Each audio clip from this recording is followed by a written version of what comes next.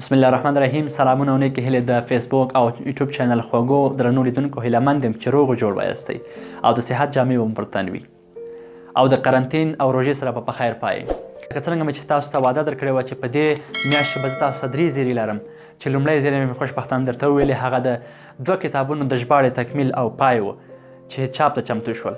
دویم زیری مې خاص د هغو ملګرو لپاره ده چې هغوی سواد نه لري او د هغو ملګرو لپاره ده چې سواد لري اما د کتاب د مطالعې سره ناشنا دي.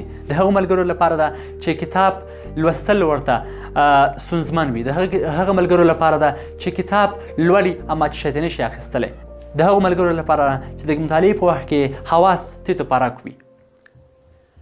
ما د قرنطین د 2 میاشتو څخه استفاده وکوله او یو کتاب مې په غږیز ډول هغو ملګرو لپاره چمتو کړه چې واقعا اړتیا ورته لري او ضروري ده.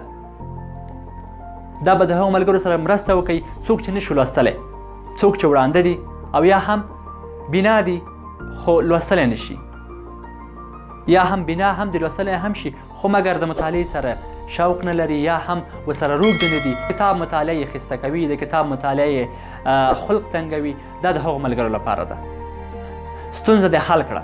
د براین ټریسي تر ټولو مشهور او ډېر پلورل شوی کتاب په نړۍ کې ده چې خوږې او پستې پښتو ژبې ته ګلاب بهار ژباړلې ده او ما نیاز الله مبارز په غږیز ډول تاسو ته په خپله ساده پښتو لهجه باندې هغه چمتو او په تاسو ته مې ریکارډ کړی ده.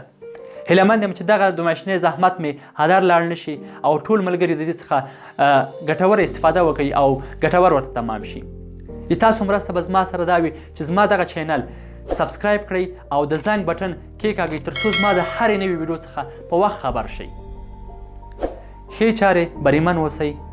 الله مو مل شه. نو فکر کوي، پلان نیسي او لومړیتوبونه تعینوي. همدا چې له کاغذي کارونو خلاص شول سمدستي د خپلو موخو د لاسته راوړلو لپاره لاس په کار کیږي. دوی په همدغه اوسط وخت کې چې نور خلک